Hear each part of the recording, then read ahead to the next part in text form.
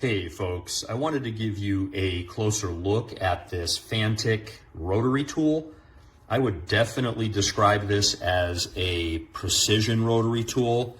And if you are looking for one of these to do some very intricate work with, I think this is a pretty darn good one to take a look at.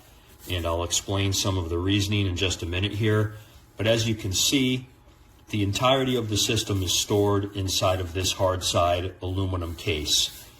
So you've got the tool here itself as well as all of the bits stored inside of here. You basically press the button here, it releases the rotary tool itself, and it also releases the storage system for all of those included bits. Now these are all held in place magnetically, so you just pop out the bit that you need, and when you're done you can put it back in there and it's held in place magnetically.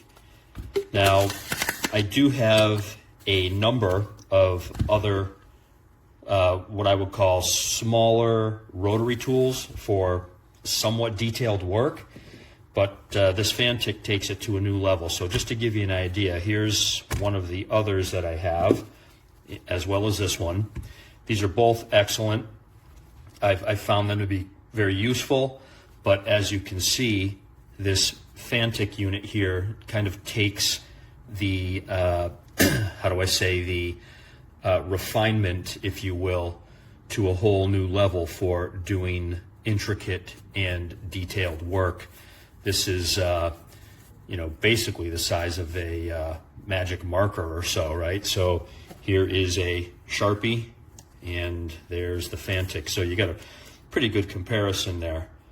But a few things I wanted to show you here about this unit that I like. So there's nothing to get your hands snagged on or anything like that. So if you're doing precision work, this is a very easy tool to manipulate. You have a knob on the back which turns it on and off, and then you have a button here, and I want to be clear about this and I'll show you in just a minute, that changes the power settings. So to turn it on, you basically turn it on with that knob right there. You get the light that comes on in the back there. There is a multi-LED light on the front. Doesn't give you a whole lot of illumination, but it's not too bad for what it is, but don't expect anything earth-shattering with the LED on here. But basically, once you turn the knob to the on position, you press the button here. And that is not just a proximity type of a button.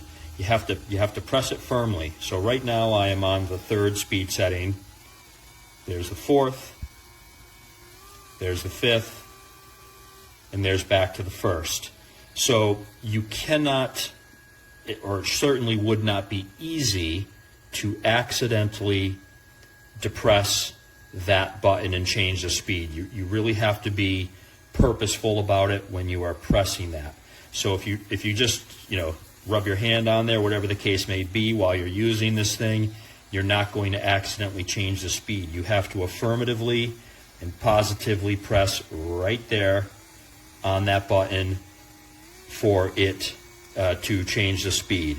And it's a pretty, there's no, as you can see, it's not really a button in the sense that I think most of us think about. It's smooth there, so, and you can't feel any click or anything of that nature, but you do have to be affirmative and purposeful about it. If you just start going like this, it's not going to change the speed. So when I first got it, I thought something was wrong. I was like, geez, it's not going on. So I had turned it on like so, and then I went to press the power button or the speed button there, and I thought, geez, this thing isn't working. No, you have to press affirmatively and you will be in business. Give me just a second. I'm going to cut the tape here, and what I'm going to do is use my tachometer here to show you and verify the speeds that the manufacturer claims this tool can produce. So give me just a second here. Okay, I am back, and what I'd like to do here is a little demo for you to test out the real-world speeds that this tool produces compared to the manufacturer's claims. As you can see, I have my custom bit on here. It's got a little slice of reflective material on there so that I can use my digital tachometer here to test the speeds. And I'll give you a little bit of a spoiler. On 4 out of the 5 speed settings, this tool actually surpasses the manufacturer's claims. So let's get this started. We will start with the lowest speed setting. The manufacturer claims it should be 12,000 RPMs.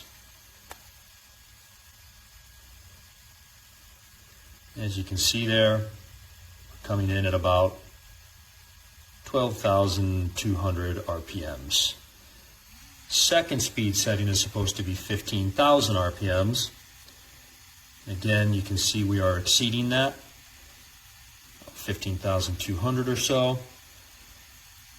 Third speed setting is claimed to be 18,000 RPMs.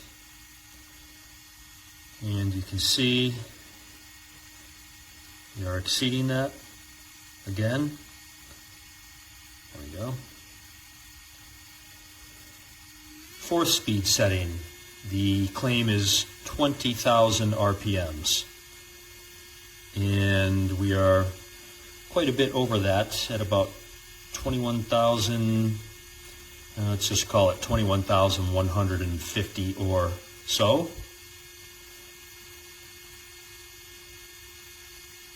There you go.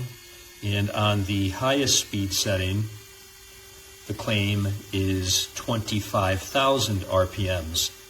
And this is the only speed where it does not meet that claim. So coming in at about 23,200 RPMs, give or take. So for me, not meeting that 25,000 RPM mark is not an issue. This has more than enough speed for any of the detailed work that I am doing.